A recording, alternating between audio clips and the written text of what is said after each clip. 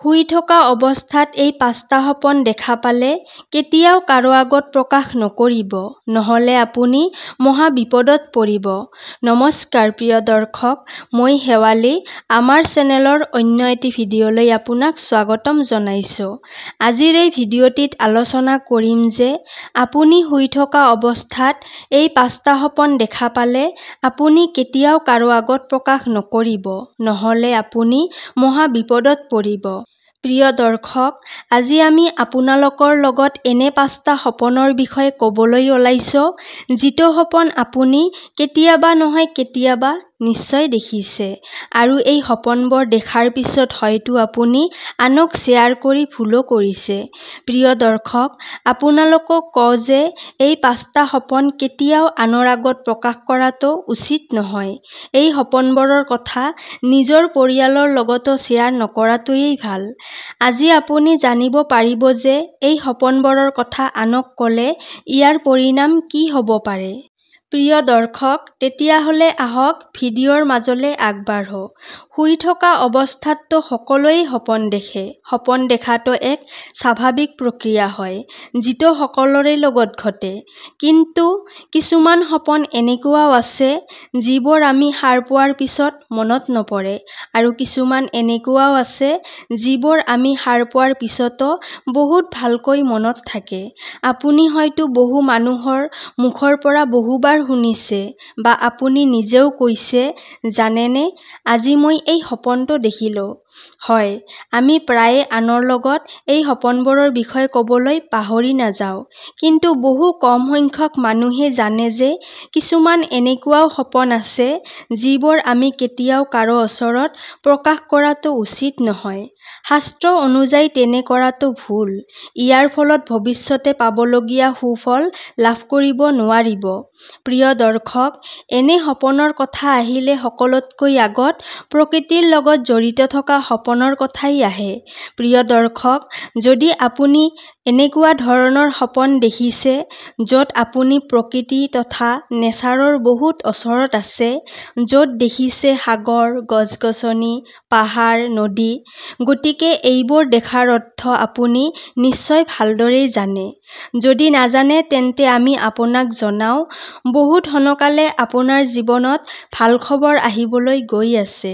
প্ৰকৃতিৰ ওচৰত থাকিলে যেনেকৈ আমাৰ মনটো সুখী হয়, ঠিক তেনেদৰে এনে সপোনৰো একেই অৰ্থ।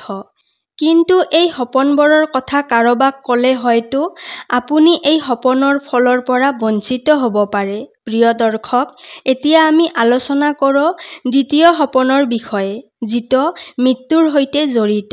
প্ৰিয় দৰ্শক, আমি প্ৰায় এনেকুৱাও সপোন দেখোঁ যে য'ত আমি নিজৰ বা আন কাৰোবাৰ মৃত্যুক দেখিবলৈ পাওঁ।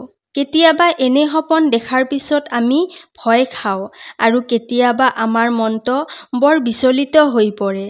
কিন্তু আপোনাক কওঁ যে যদি আপুনি এনেকুৱা সপোন দেখা পায় তেন্তে আপুনি আতংকিত নহ'ব, কাৰণ মৃত্যুৰ সপোনবোৰে আপোনাৰ বিপদৰ অন্ত পৰাৰ ইংগিত দিয়ে।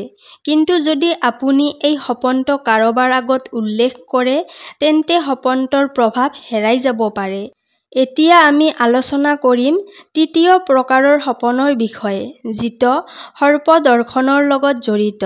প্ৰায় মানুহে সপোনত সাপ দেখা পায়, কিন্তু যদি আপুনি সপোনত সাপ দেখে তেন্তে ভয় কৰাৰ কোনো প্ৰয়োজন নাই, কাৰণ সপোনত সাপ দেখাই আপোনাৰ ব্যৱসায়ত লাভ বা আগন্তুক সময়ত আপোনাৰ কামত সফলতাৰ ইংগিত দিয়ে। অৰ্থাৎ সপোনত সাপ দেখা পালে ধন লাভৰ সম্ভাৱনা থাকে। সেইবাবেই এই সপোনৰ বিষয়ে আপুনি কাকো কোৱাটো উচিত নহয়, কাৰণ শাস্ত্ৰৰ মতে তেনে কৰিলে কোনো ফল পোৱা নাযায়।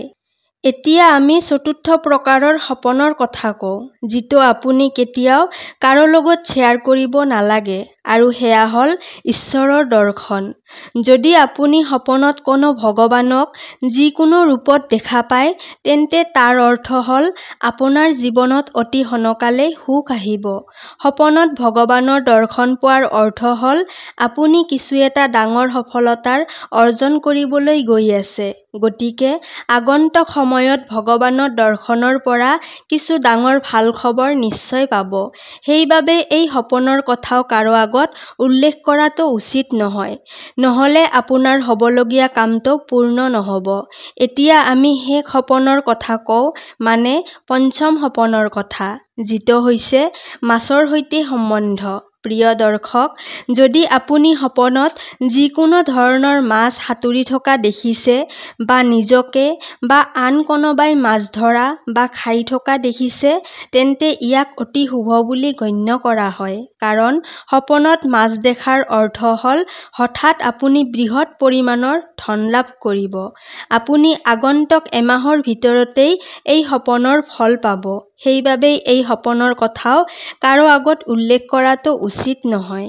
প্ৰিয় দৰ্শক, এই ভিডিঅ'টো আৰু এই ভিডিঅ'ৰ তথ্যসমূহ কেনেকুৱা লাগিল আৰু আপুনি এই সপোনবোৰৰ ভিতৰত কোনটো সপোন দেখিছে কমেণ্ট বক্সত জনাবলৈ নাপাহৰিব। আৰু আগন্তুক এনেকুৱা ধৰণৰ ভিডিঅ' চাবৰ বাবে আমাৰ চেনেলটো ছাবস্ক্ৰাইব কৰি ৰাখিব। তেতিয়াহ'লে আজিলৈ ইয়াতে সামৰিছোঁ। কাইলৈ পুনৰ লগ পাম আন এটি ভিডিঅ'ৰ সৈতে। ধন্যবাদ।